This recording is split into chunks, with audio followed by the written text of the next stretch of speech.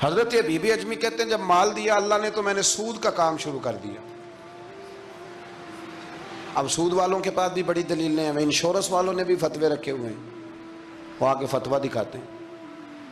وہ کہتے ہیں جناب فتویٰ، تو میں نے کہا کہ فتویٰ مارکیٹ میں میری طرح کے مولوی ہیں میاں، اب کیسی بات کرتے ہو، فتویٰ تو مل ہی جاتا ہے. لیکن نبی کریم علیہ السلام کا وہ فرمان ذہن میں رکھنا کہ حضور نے فرمایا ایک حلال ہے تو ایک حرام ہے، ایک میں شک ہے. اللہ کے نبی فرماتے ہیں تم نے شک والی چیز سے بھی بچنا ہے.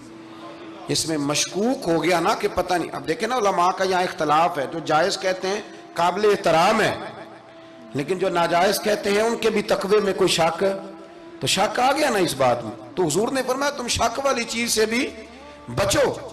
حضرت ابی اجمی کہتے ہیں میں سود کا دھندا کرتا تھا، بڑا سود لاتا تھا،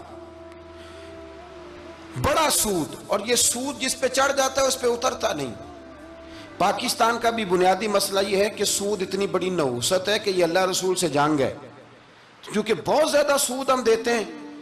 اس لیے میں تو آپ کو پتہ ہے جو کوئی برا کام کرے اس کو برا کہنا چاہیے. حکومتی لیول پر تنقید اس لیے اچھی ہوتی ہے کہ لوگوں تک جب پہنچتی ہے تو فائدہ دیتی ہے، لیکن جو بندہ اچھا کام کرے اس کی اچھائی کو بھی بیان. حضرت ابی اجمی رحمت اللہ تعالیٰ علیہ فرمانے لگے کہ سود کا کاروبار میں نے شروع کر دیا، اور بڑا وسیع تھا میرا کام سود کا. میں سود لیتا تھا، سود پہ گزارا ہوتا تھا. میری بیوی مجھے سمجھاتی تھی کہ یہ سود ہے، یہ حرام ہے، یہ غلط ہے، سے بچو. کہتے ہیں وہ کئی دفعہ مجھے کہتی تو میں ڈانٹ دیتا. ایک دن نا میں سود کے پیسے لے کے نا آ رہا گھر، اس کا میں نے گوشت خریدا، بیوی کو دیا کھانا پکانے کے لیے، تو اس نے ہنڈیا چولہے پہ رکھی. کہتے اس نے ذرا اس کے اندر چمچہ جو چلایا ہنڈیا میں، تو وہ لایا میں گوشت تھا پر سارے کا سارا خون بن گیا، خون بن گیا سارے کا سارا. اللہ اکبر. کہتے ہو میری بیوی چیخیں مارنے لگی اور لا کے میرے آگے رکھا، کہنے لگے یہ تیرے سود کے پیسے خون بن گئے، آ تجھے بھی پلاؤں اور تیرے بچوں کو بھی. وہ کہتے ہیں نا کچھ لوگ کے گھر کے کونے سے چیخنے کی آواز آتی ہے تو سارے پیر بلائیں یا فرق کوئی نہیں پڑتا. تو میں کہتا ہوں پھر غور کر لو، شاید اس کونے میں کسی یتیم کے پیسے لگ گئے ہوں، کسی بیوہ کی آہیں ہوں. اگر اس رقم کی کوئی گھر بن جائے نا تو پھر ساری دنیا کے پیر جمع کرو تو چیخنے کی آوازیں بند نہیں ہوا کرتی.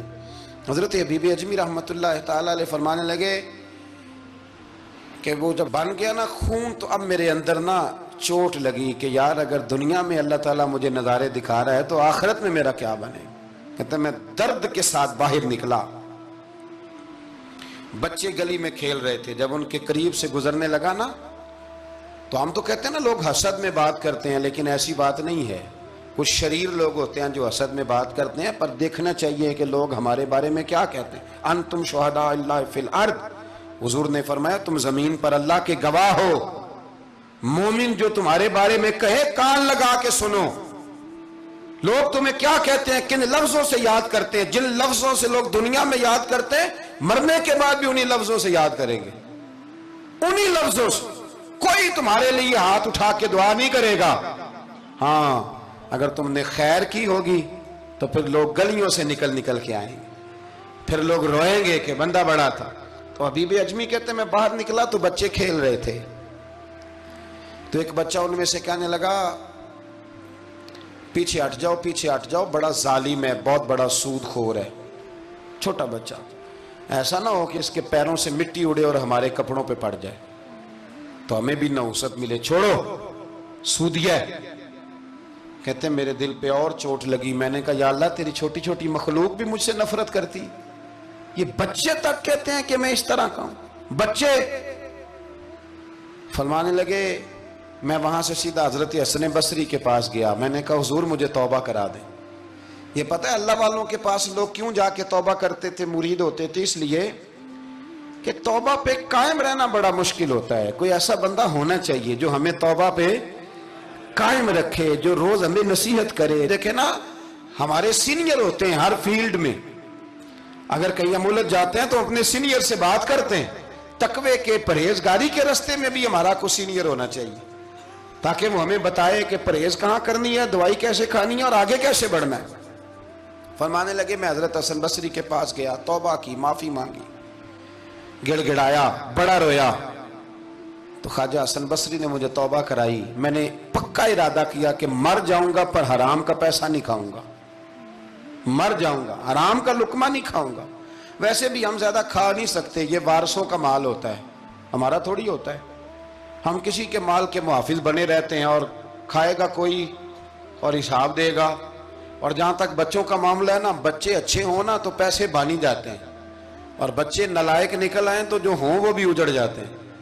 تو اس لیے محنت تربیت پر ہونی چاہیے, نہ کہ بینک بیلنس پر ہونی چاہیے.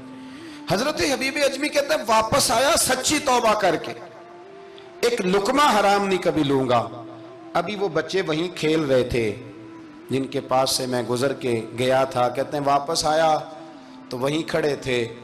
انہی بچوں میں سے وہی بچہ دوبارہ بولا, کہنے لگا پیچھے ہٹ جاؤ, پیچھے ہٹ جاؤ, اللہ کا ولی آ رہا ہے. کہیں ایسا نہ ہو کہ ہمارے پیروں سے گرد اڑے, اس کے کپڑوں پہ پڑے اور ہم بے ادب لکھ دیے جائیں. کہتے ہیں میں نے چلتے چلتے چیخ ماری کہ اے اللہ, ابھی تو میں آج بدلا ہوں, آج میں بدلا ہوں تو تو نے میرے حق میں ساری گواہیاں بھی بدل دی ہیں, تو نے سارا نظام بدل کے رکھ دیا ہے. تبدیلی اپنے اندر لائیں, روح کے اندر لائیں, مزاج کے اندر لائیں.